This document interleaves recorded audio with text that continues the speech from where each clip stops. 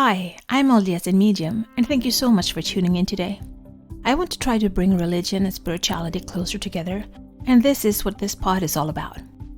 I will talk about my own thoughts and feelings as I am both LDS and have spiritual gifts, something that I've had my whole life, but I always thought that it was hard to combine these gifts with my religion. This has torn me into two directions, and I have talked to many people who feel the same way. I can't choose not to have my spiritual gifts, but I can choose how I use them. And I always want to use them for good and to help others.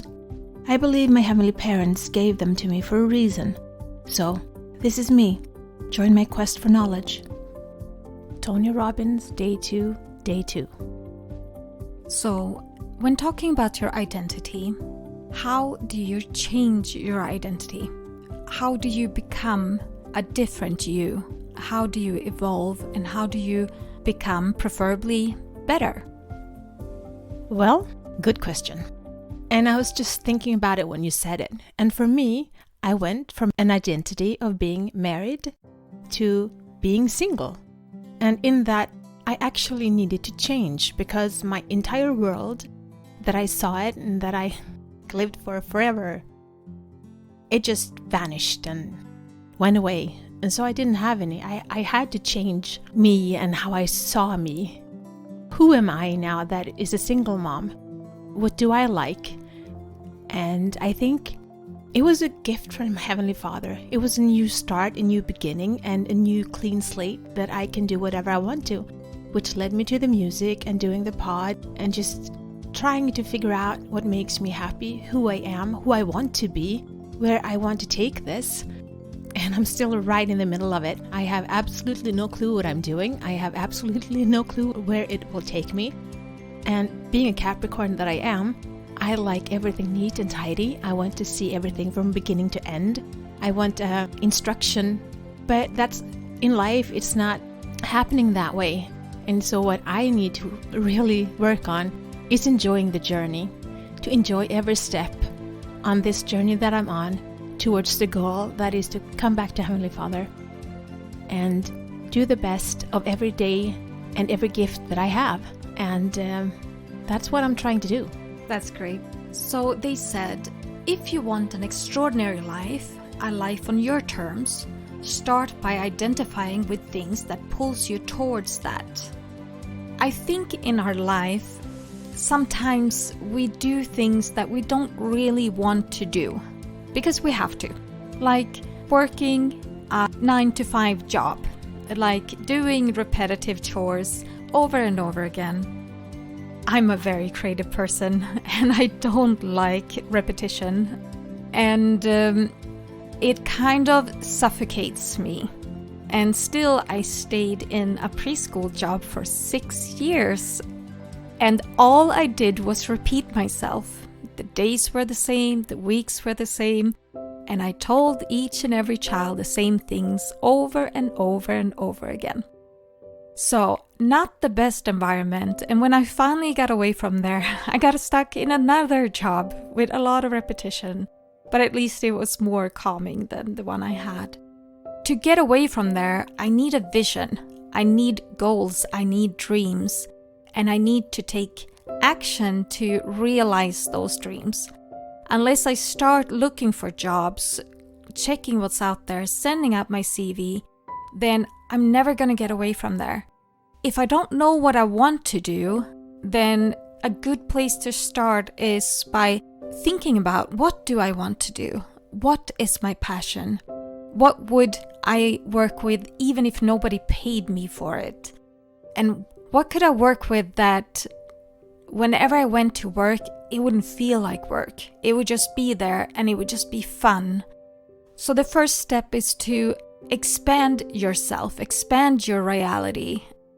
Raise your eyes and look at the horizon. What do you want? Where do you want to go? And then think about, how can I get there? How will I get there? That's a good question. One step at a time, I'd say. And so my identity has been mom, has been wife, and has been avid student. I love taking classes. And I learn and I learn and I learn. I probably know more about the body than most of you out there.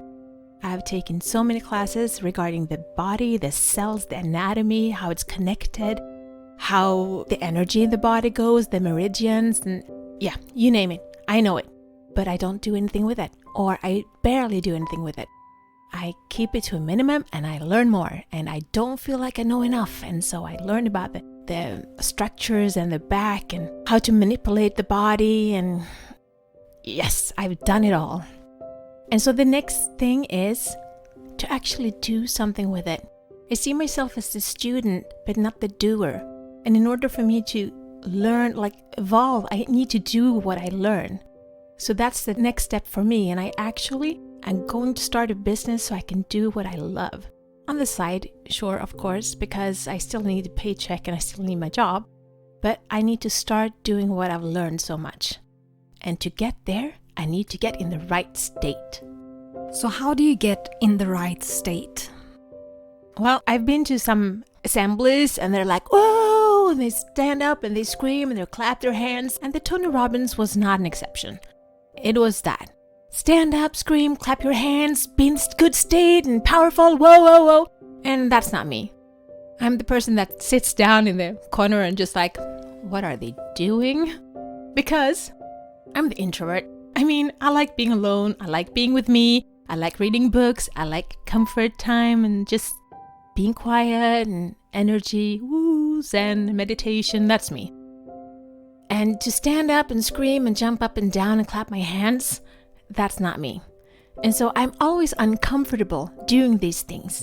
And in this challenge, they're like, are you going full out? And I was like, no, I'm not. I'm sitting here. I'm watching you. But hi, thanks for being a part of this. And then they started talking about it. And what they said was, to change your energy, you change your state. Again, if you change your energy, you change your state. And I was thinking about that. I was like, yeah, that's true. So can I do this in my way without looking weird? So I stood up and I did some moving and dancing a little bit. And yeah, I clapped my hands and yeah, I started shouting too. But I could feel the energy and the state that I was in that changed my body. And so it's interesting that they've realized that quickest way to change your body state is to change the energy. And to do that, you need energy. And movement is the fastest way to change your energy. Also, you can do it by using your voice. If you want to feel happy, stand up, do a little shake, do a little jiggle, and go woohoo!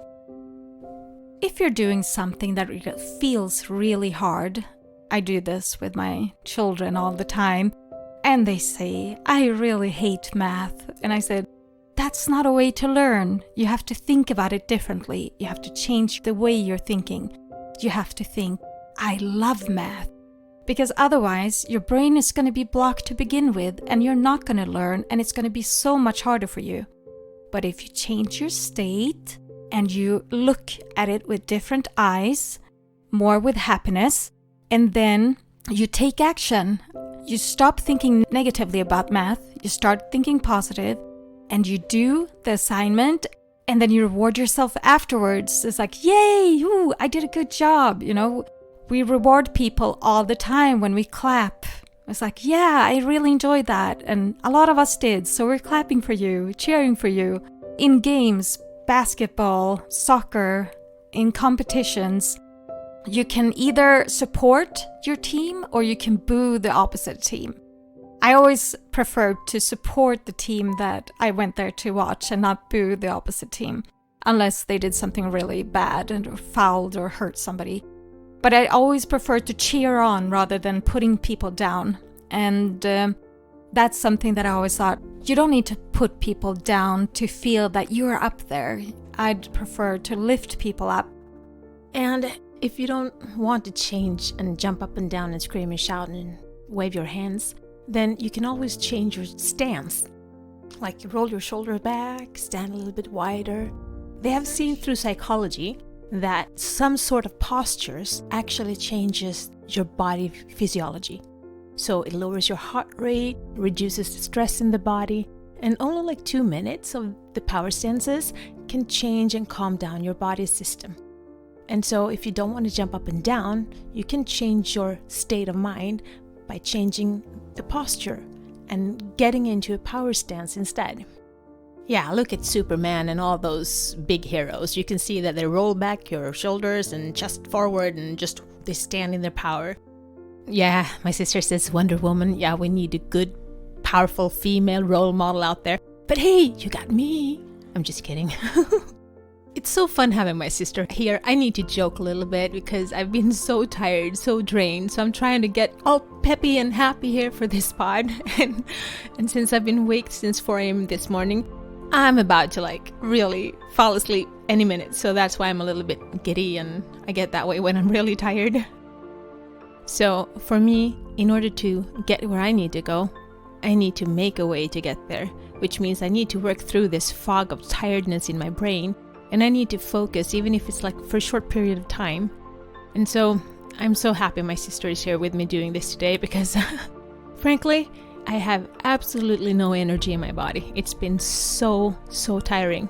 And I'm struggling to get back on my feet, and I take it one step at a time, one day at a time. And so learning this about stances and learning about the postures and how to focus on nature and getting energy in my body and listen to the bird that chirp, and that's what I need right now. So I try to get out in the nature as much as I can. I try to go for walks to get my body start moving again after being bedridden for so many weeks. And it makes me so grateful to know that there's a plan. I think this is part of Heavenly Father's plan. I think when we read in the book of Revelation about the last time on earth, and we see that the earth will be burning, I wonder if it's this what they're talking about this pandemic that goes over the world and that makes us isolated and maybe lonely and scared. I wonder if this is what is written in the Bible about the last days. And I'm so grateful that I have a testimony about the church, and I know about the plan of salvation, and I know that I have a Heavenly Father that is there for me, and the only thing that I can do is to be the best me and to try to get back to Him by doing what He asks of me. And this is my way of trying to be a little bit of maybe a missionary or someone a voice that can spread some love in tough times. And until next time, be the light, share the light, spread the light, and shine. This is my journey. Thank you so much for keeping me company today.